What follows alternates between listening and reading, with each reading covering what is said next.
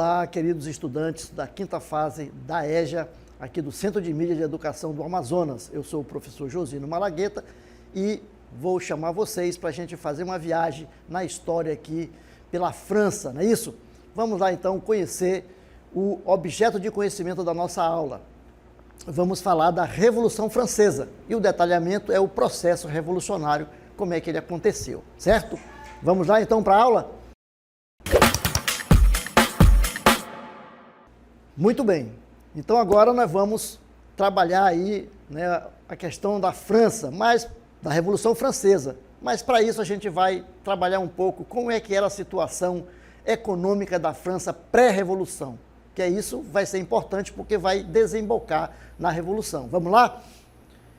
Veja aí, a França no final do século XVIII possuía o maior território e população da Europa Ocidental, cerca de 26 milhões de pessoas. 600 mil vivendo em sua capital, Paris. Olha aí, não é pouca gente. Enquanto a Inglaterra vivia uma revolução no processo produtivo, a França ainda era um país rural, onde 90% da sua população estava ligada às atrasadas práticas agrícolas, lá ainda do feudalismo. Então isso é importante que a gente entenda isso para que a gente possa perceber por que a França se tornou aí esse estado que fez a revolução. Vamos lá então? A França, ela possuía uma indústria artesanal, né? Nas cidades, era dominada ali pelas chamadas corporações de ofício, herdadas do período medieval, com suas rígidas regulamentações, que isso impedia o desenvolvimento da manufatura, isto é, o início ali da produção industrial, vai sair do artesanato e vai passar para a manufatura. E a França, ela está impedida de fazer esse salto, porque ainda está atrelada àquela organização ainda lá do feudalismo, não é isso? As práticas mercantilistas emperravam a livre concorrência e retardava o desenvolvimento do capitalismo. Porque o mercantilismo, como vocês já viram, ele é aquele processo ligado ali à questão do pacto colonial, né, onde a riqueza do país vem pelo comércio. Isso vai então afetar aí o desenvolvimento da França. Apesar de tudo isso, a França do século XVIII alcançou um período de crescimento econômico na produção manufatureira, como também no comércio interno e colonial. Mas não foi suficiente para alavancar o desenvolvimento e a melhoria nas condições de qualidade de vida da população francesa. Vamos então agora mais um passo para a questão da sociedade francesa pré-revolução.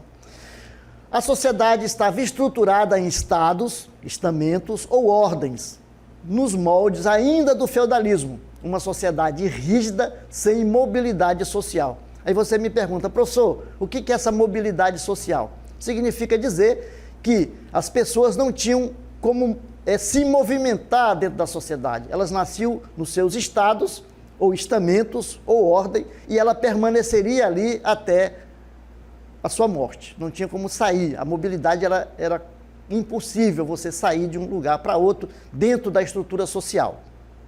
Entenderam aí o que é a mobilidade? Então, a sociedade estava estruturada em estados ou estamentos, e nós vamos ver depois quais são esses estados.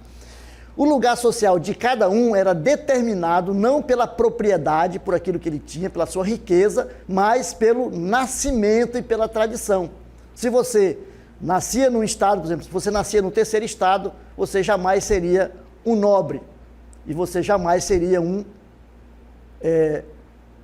clérigo. Podia até ser um clérigo do baixo clero, que não ia ter tantos privilégios. Então a sociedade era uma sociedade rígida, nós podemos dizer que era uma sociedade rígida, não é isso? E aí nós vamos falar agora de como que estava estruturada essa sociedade, que são os estados, ou estamentos. Vamos lá? O primeiro estado era composto pelo clero, e ainda esse clero estava dividido em alto clero, né, aquele que vinha da nobreza, os bem-nascidos, né? Esse aí defendia o absolutismo. poder real aí na mão do rei. E o baixo clero, que era oriundo do terceiro estado.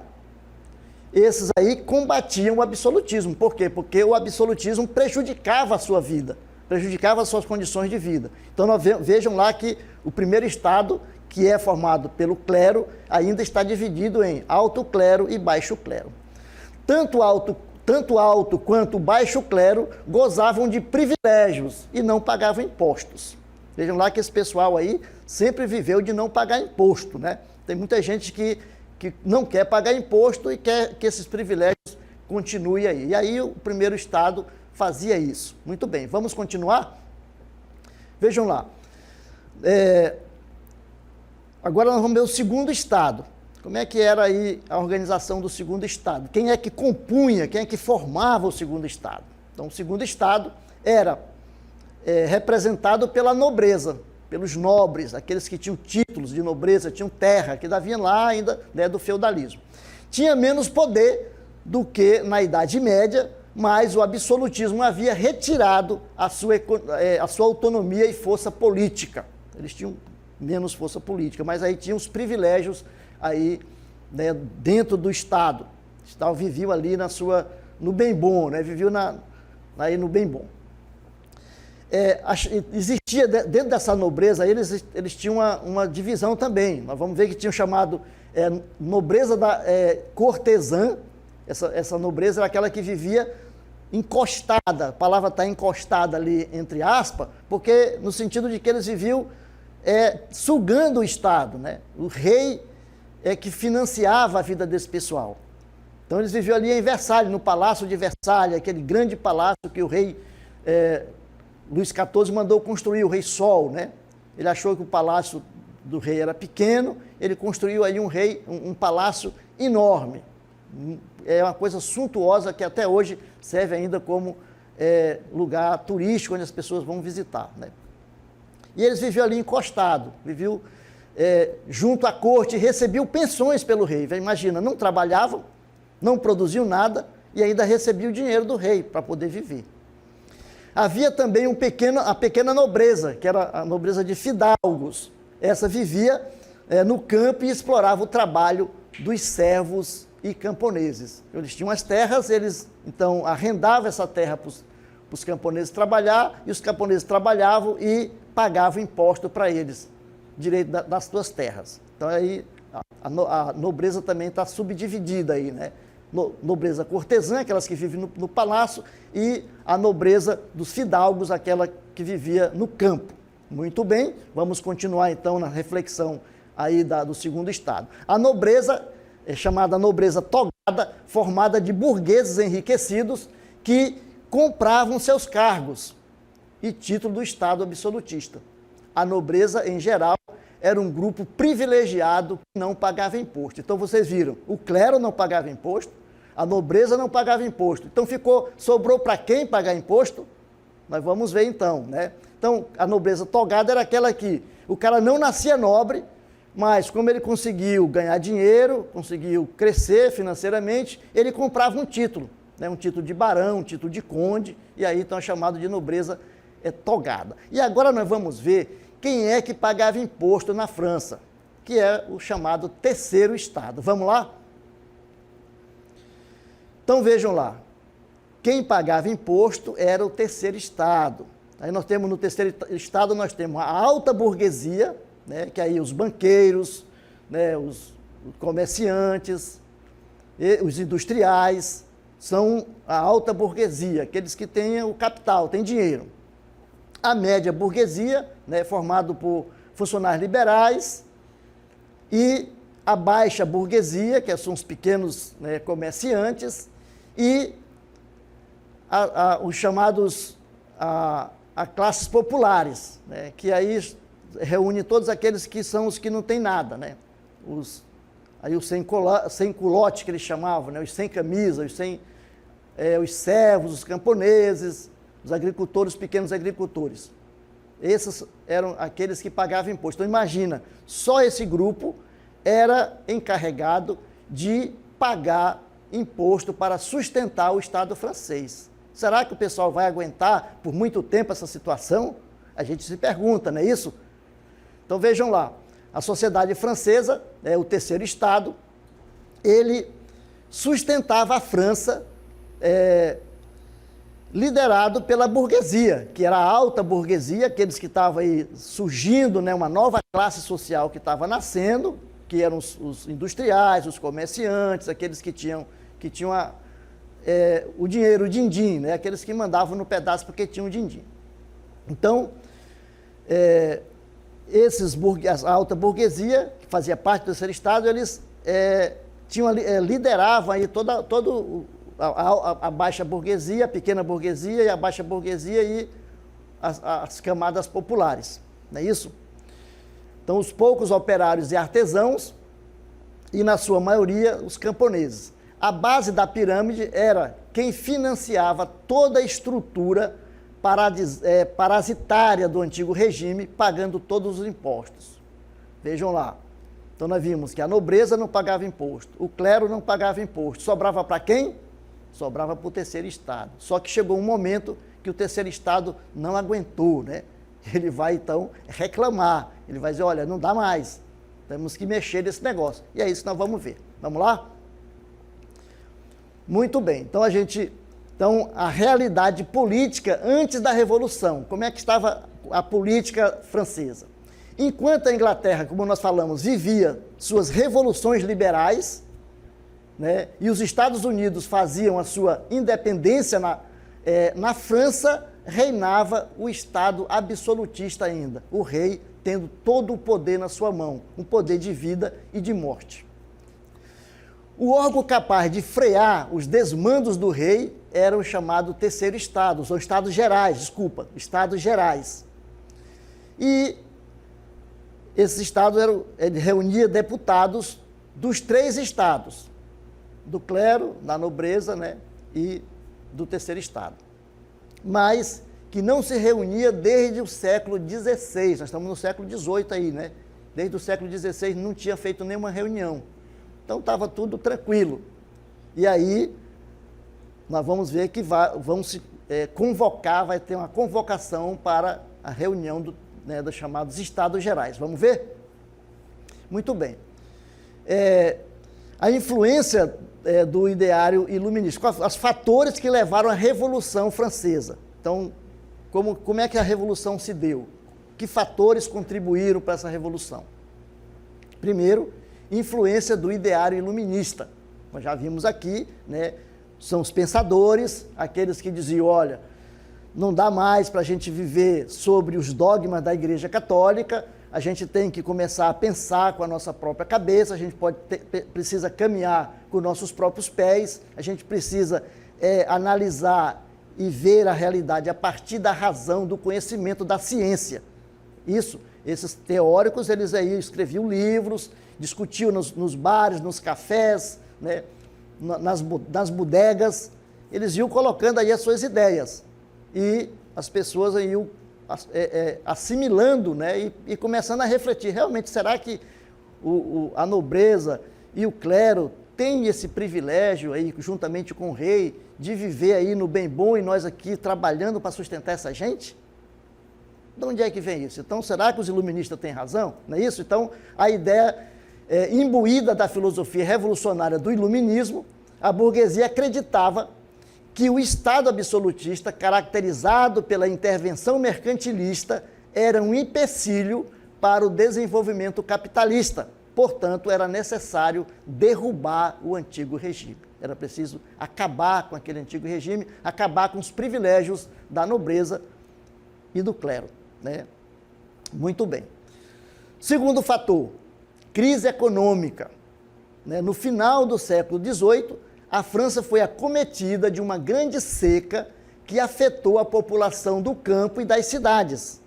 Para piorar a situação das já combalidas finanças francesas, um acordo comercial de 1786, realizado com a Inglaterra, permitia que os seus produtos, isto é, os produtos da Inglaterra, os produtos industrializados, entrassem na França com impostos alfandegários reduzidos, o que afetou a manufatura francesa e levou muitos à falência.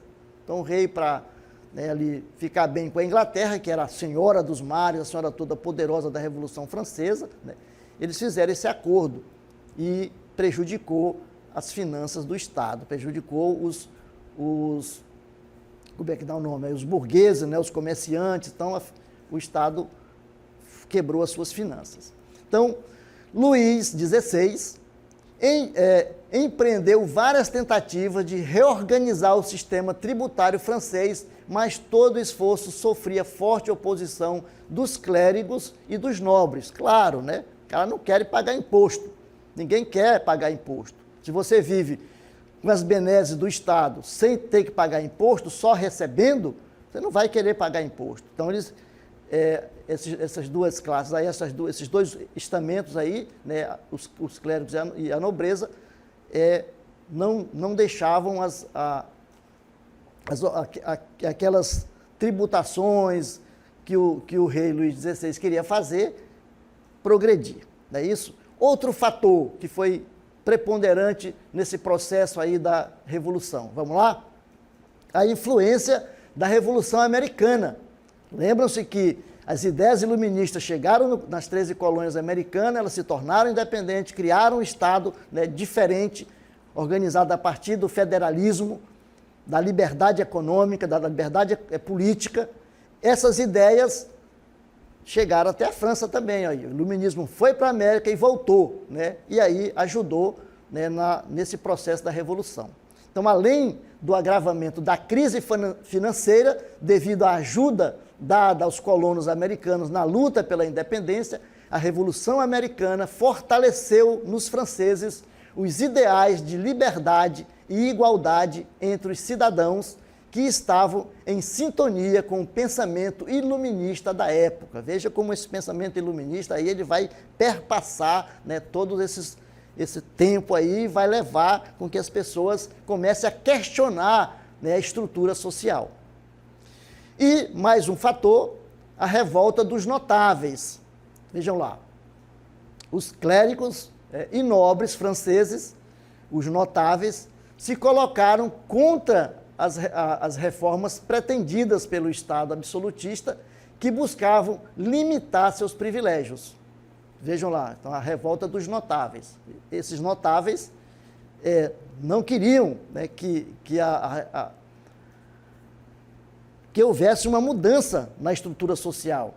Então, vejam lá, quem tem privilégio, é interessante, gente, a gente estudar história, porque a história nos leva a refletir e a pensar, a discutir a nossa realidade também, não é isso? Não estudamos história, por que nós estudamos história? A história tem que nos iluminar, né, aqui na nossa vida, no momento também atual. A gente estuda a história para entender o presente. Então, se a gente observar, tem muitos grupos também que não querem pagar imposto hoje, né?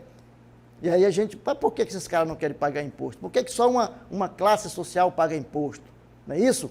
Então, veja lá, os notáveis não quiseram que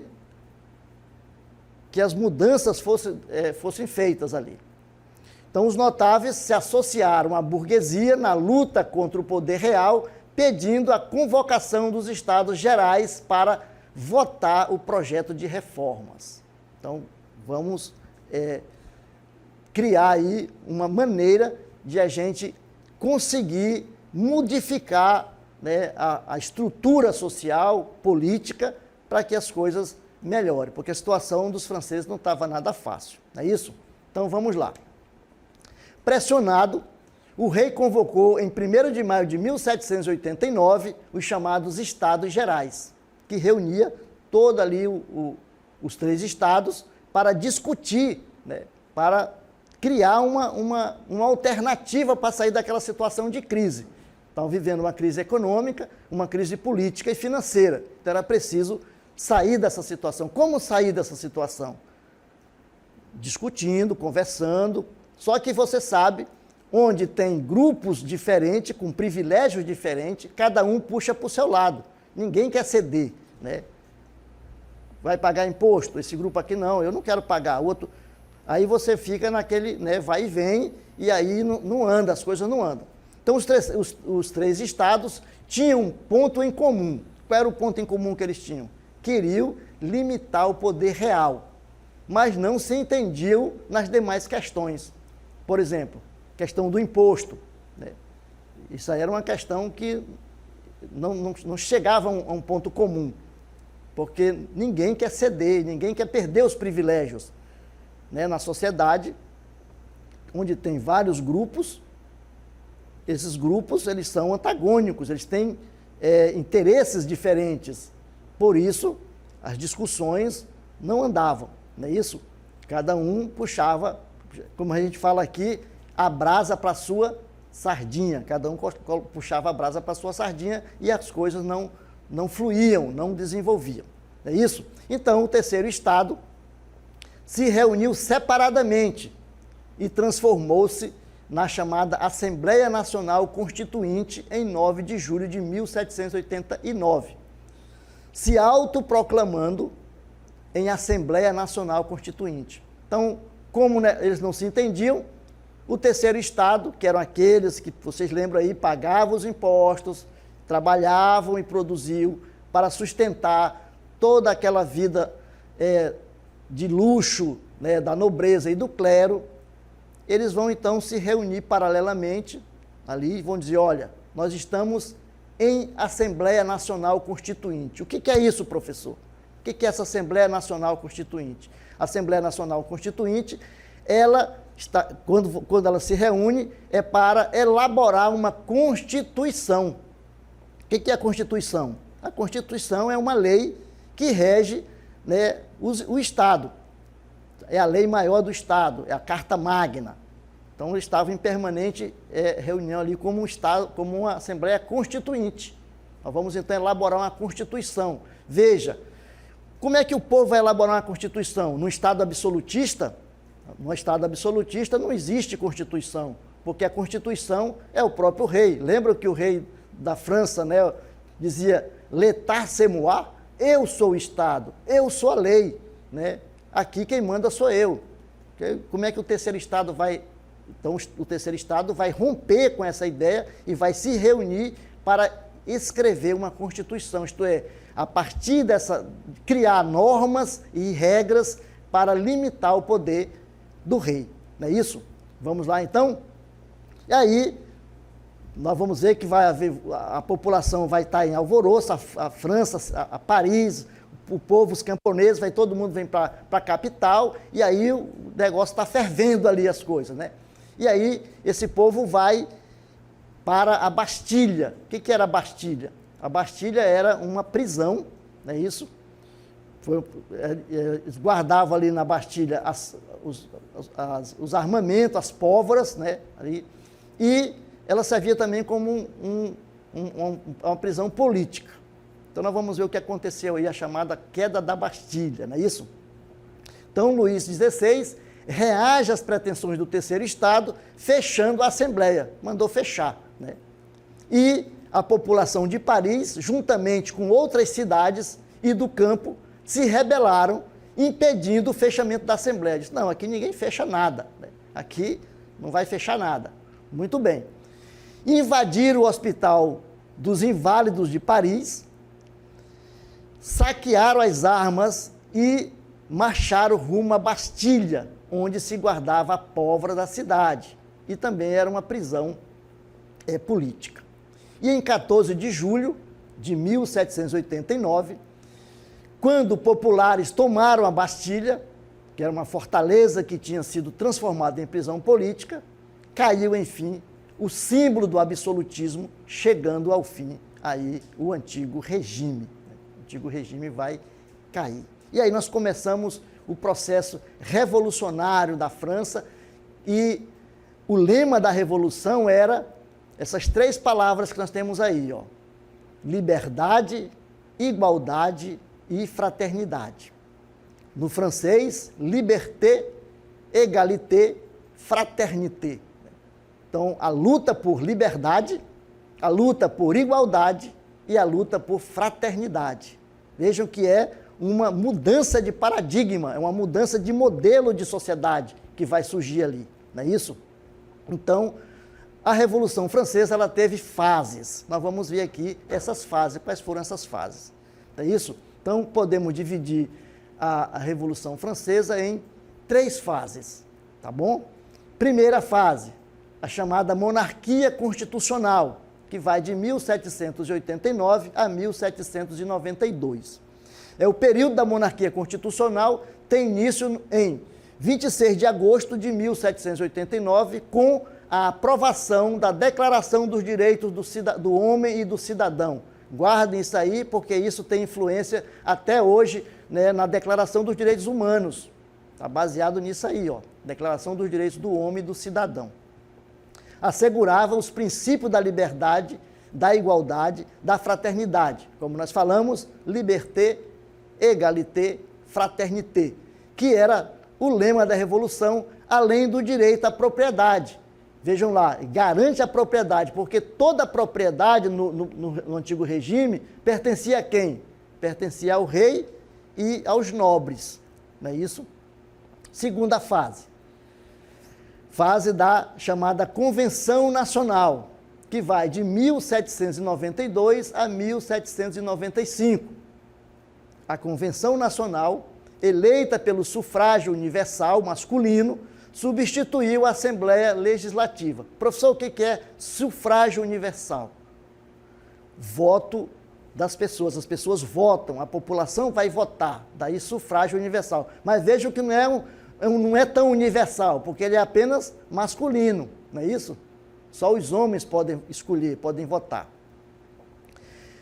Aí se aboliu a monarquia e implantou a república. Então, na França vai nascer, então, a república. E aí nós vamos ver que tem 2 grupos importantes, que são os jacobinos, que representantes da média e pequena burguesia, eram a maioria e os mais radicais desse novo parlamento, né? Os jacobinos, que ficavam ali do lado, na esquerda, né? Do lado mais alto da Assembleia, chamado de jacobinos, então, montanhistas. O rei Luís XVI foi julgado, condenado como traidor e morto na guilhotina.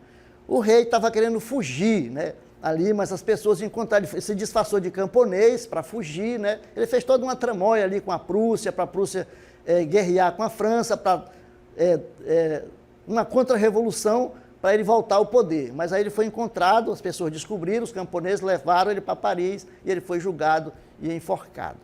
E aí o outro grupo era o grupo dos girondinos. Girondinos eram representantes da alta burguesia e defendiam posições moderadas e a monarquia constitucional, que eram os que ficavam ali do lado direito. Por isso, gente, hoje na política tem a esquerda e a direita. Hoje se fala muito nisso, né? Esquerda e direita. A esquerda eram ali os jacobinos, né?